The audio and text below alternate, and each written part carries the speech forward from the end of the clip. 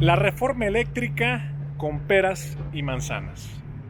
La reforma eléctrica del presidente Andrés Manuel López Obrador puede ser sin duda uno de los mayores legados de esta legislatura y de este sexenio. Es una reforma que tiene tres objetivos principales. Uno, fortalecer a la CFE. Dos, asegurar la transición energética. Y tres, reconocer la importancia estratégica del litio. La reforma energética de Peña Nieto en el año 2013 abrió el mercado eléctrico al sector privado, pero dejó a la CFE sin las herramientas necesarias para poder competir. Además, que esa reforma fraccionó de una forma muy ineficiente a la propia Comisión Federal de Electricidad. Para entender esto, les voy a compartir algunos datos. En el año 1999, la CFE tenía el 100% del mercado de la energía eléctrica que se consumía en nuestro México.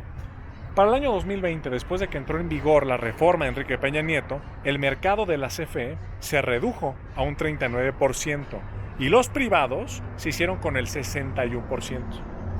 De continuar esta tendencia, para el final de este sexenio, la CFE le quedaría solamente el 29% del mercado, prácticamente nada, y para el año 2029 solamente un triste 16%. Es decir, si no modificamos el marco legal actual con la nueva reforma, estamos condenando a la CFE a su desaparición. Y lo que es mucho peor, estamos entregando nuestro mercado eléctrico a las transnacionales. Ningún país que se diga soberano puede entregar su sector eléctrico a compañías cuyos intereses están en países extranjeros.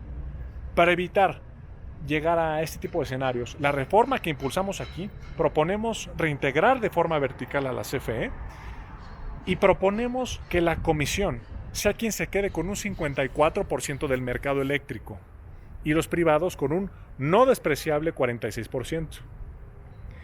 El mercado energético que creó la reforma de Peña Nieto fue diseñado para maximizar las ganancias de las empresas participantes de las privadas, de tal suerte que a las empresas se les pagaba en función de quien generaba la energía más cara. Con el nuevo marco legal, la idea es solo pagarles a los privados el costo real de producción. Esto va a generar un ahorro que se va a traducir en menores subsidios públicos a la CFE. El costo de generación de la electricidad dependerá de muchos factores, pero el principal es el costo de la materia prima, como es el caso del gas natural, el petróleo, el carbón, etc. De ahí que existen variaciones importantes en el costo de la variación de energía.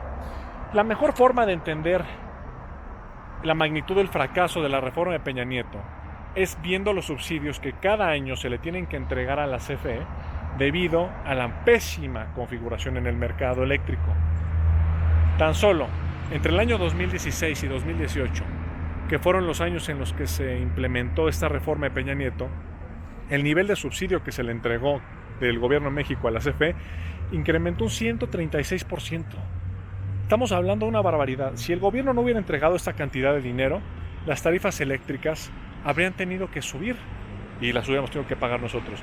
Estos subsidios es el gobierno federal le tiene que entregar a la CFE cada año para garantizar la operatividad del sistema eléctrico. Y ojo, no es porque la CFE sea una empresa ineficiente, sino es la gran consecuencia de la implementación de la reforma del 2013 de Peña Nieto. Gran parte de esos subsidios, ¿saben dónde terminan? En los bolsillos de las empresas privadas como consecuencia de los contratos leoninos que se otorgaron en el gobierno de Enrique Peña Nieto. Esto obviamente no es viable, de ahí la necesidad de reformar el sector. Estos subsidios explican los famosos contratos de autoabastecimiento, que son empresas generadoras de electricidad que usan las líneas de transmisión de la CFE, la red, y no pagan lo que les corresponde. Esto se llama la famosa tarifa de porteo. La tarifa de porteo es lo que se le debe pagar a la CFE por usar su infraestructura para mover la electricidad del lugar donde se genera al lugar de consumo. Desde la época neoliberal se obligó a la CFE a firmar los famosos contratos legados. Estos obligan a la CFE a comprarle energía a las empresas transnacionales a precios y condiciones pactadas por un periodo de 24 años. Es un abuso total. Estos contratos exprimen los recursos económicos de la CFE dando como resultado el exceso de pago y que los subsidios por parte del gobierno de México, del gobierno federal, crezcan y terminen en los bolsillos de las empresas de los transnacionales. El segundo gran punto de esta reforma es la transición energética. El gobierno de México está tan comprometido con la lucha con el cambio climático, la Agenda 2030 y los famosos Acuerdos de París, que le otorgará de manera expresa el mandato de la transición energética a la CFE. Esto lo hará el gobierno pensando precisamente en el futuro. La transición energética es el tema del siglo XXI. Para cumplir con este objetivo, la CFE está construyendo centrales fotovoltaicas en Puerto Peñasco, una de las más grandes de toda Latinoamérica, y va a modernizar 14 centrales hidroeléctricas. El tercer punto de esta reforma, y uno de mis favoritos, es que se reconoce la importancia del litio como un mineral estratégico para esto del cambio energético y la transición.